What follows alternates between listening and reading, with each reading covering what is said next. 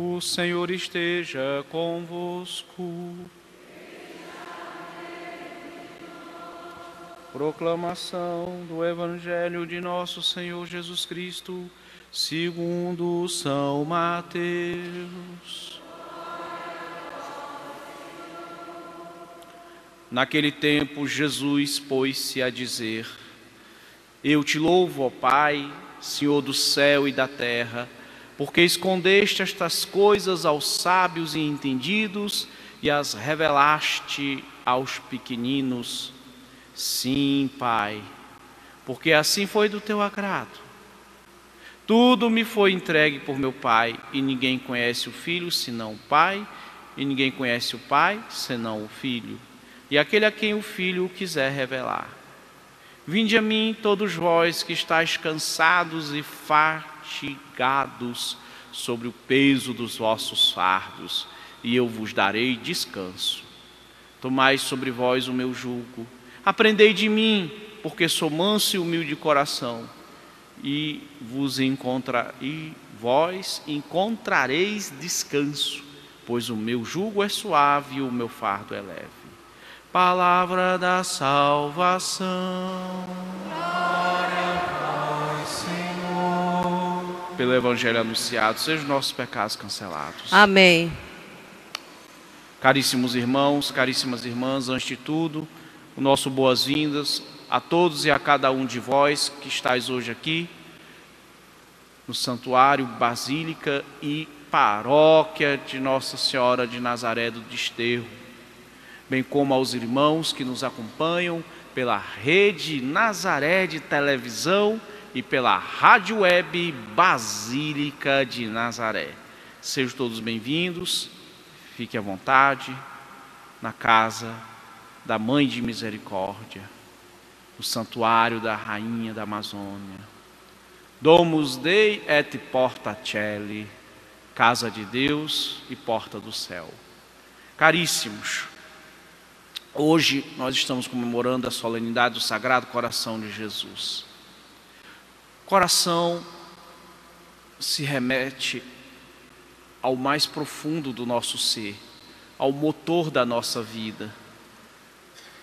Por isso, quando nós nos referimos ao coração de Jesus, nós queremos dizer exatamente isto: a profundidade do ser, a profundidade do ser de nosso Senhor Jesus Cristo, o Filho de Deus, gerado pela vontade do Pai e pela ação do Espírito Santo, no seio da Virgem toda santa e pura.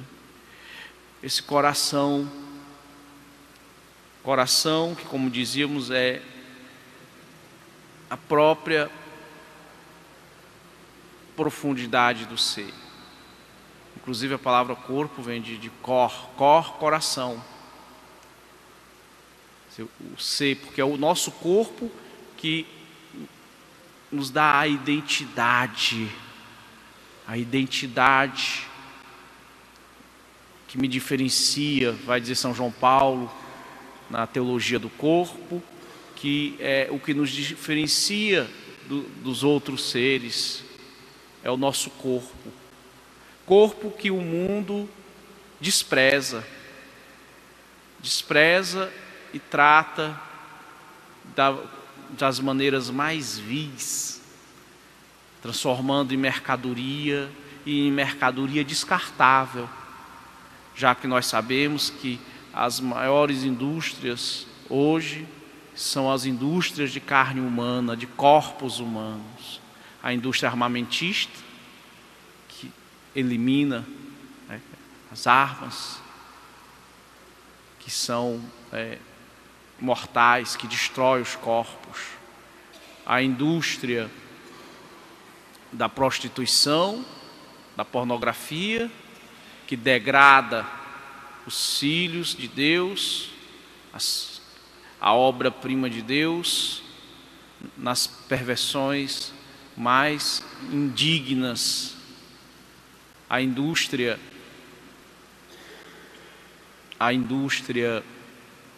do aborto. Isso mesmo, a indústria do aborto. de per si assassina, que transforma o ser humano em matéria indesejável. Indesejável. Há pessoas que não têm o pudor de sugerir a uma mulher que faça um aborto. Tira esse menino, tira essa criança. Olha que coisa criminosa. Um atentado. E alguns querem se escorar sobre o abrigo da lei, por isso que nós temos que ter cuidado. Lembre-se, nem tudo que é legal é moral, nem tudo que é constitucional é moral. Jesus diz que a lei existe para servir o homem, e não o homem para servir a lei. Toda lei que degreda o ser humano deve ser combatida e abolida, porque é uma lei tirânica. Não importa o regime que a promulgou, se foi democracia ou ditadura, tudo aquilo que se volta contra as leis de Deus se torna tirania. E Santo Tomás de Aquino nos diz que é dever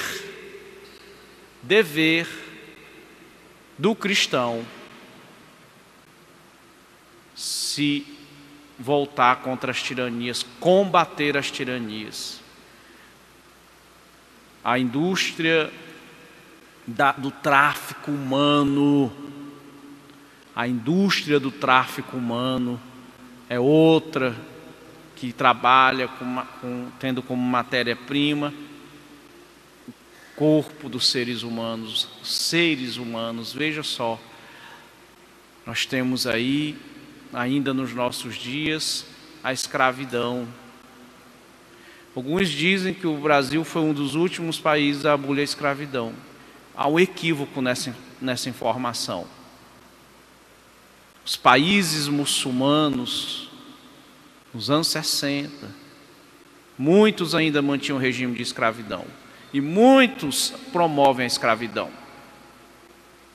E não precisamos ir tão longe, que mesmo no Brasil nós temos situações de trabalho escravo. Trabalho escravo, puro e simples. Nas grandes cidades, viu? Não pense que é no Nordeste apenas, ou na Amazônia, no Pará. São Paulo, em plena capital bandeirante, você encontra centenas, milhares de pessoas trabalhando em regime de escravidão. Então essas indústrias que desprezam o ser humano, o mundo que despreza o ser humano e o seu corpo, enquanto que Jesus assumiu a humanidade, a carne. Verbo carum facto est, o verbo se fez carne, e carne na Sagrada Escritura é o ser humano, corpo humano. Inclusive há até teologias que desprezam o corpo, chamando o corpo de prisão da alma, enquanto que o corpo e a alma formam unidade, ambos criados por Deus.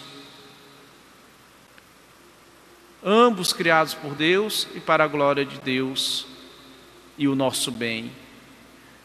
Por isso que no credo a igreja professa a ressurreição da carne, do corpo. Então, ao comemorar o Sagrado Coração de Jesus, nós comemoramos a dignidade do ser humano, a dignidade da pessoa humana, a dignidade do corpo humano. Por isso que as obras de misericórdia se dividem em corporais e espirituais, 7 corporais e 7 espirituais, justamente para abranger o ser humano na sua integridade, na sua unidade, essencial. Por isso Jesus vem resgatar o ser humano por inteiro. Salvou sua alma, salvou o corpo. Ele mesmo, quando ressuscita, não vem em outro corpo, porque ele não descartou o corpo dele. Ele mostra as suas chagas. Ele diz para Tomé: põe a ferida na chaga da minha mão, põe o dedo na ferida da minha mão, na chaga da minha mão, põe o teu dedo na chaga, na ferida do meu lado direito. Está ali. Daí porque o cuidado também com os mortos, com os falecidos,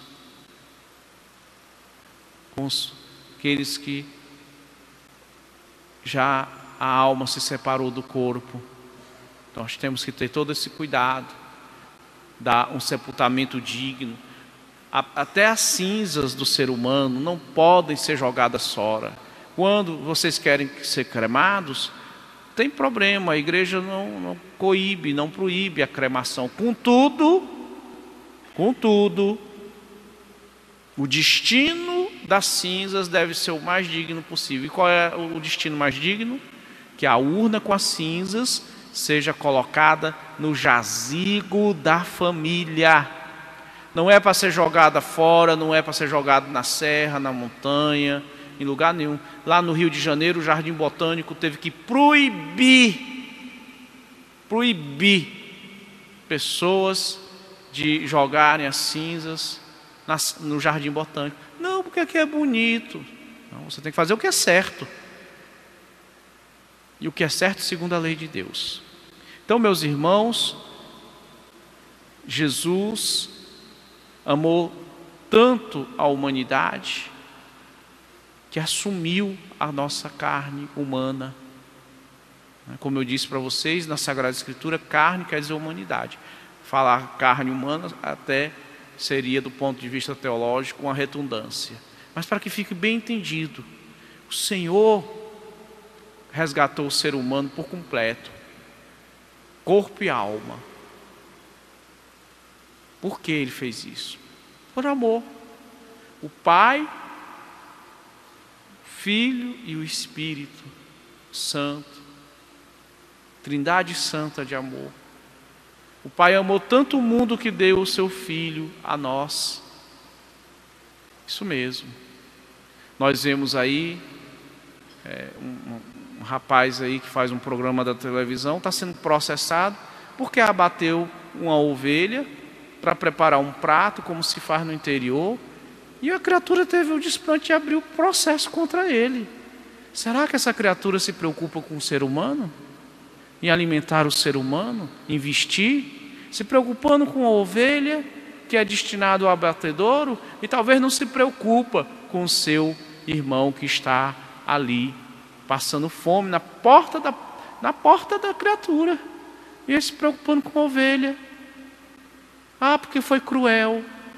E cruel não é tu não te preocupares com teu irmão necessitado? Veja como o mundo é hipócrita, não é?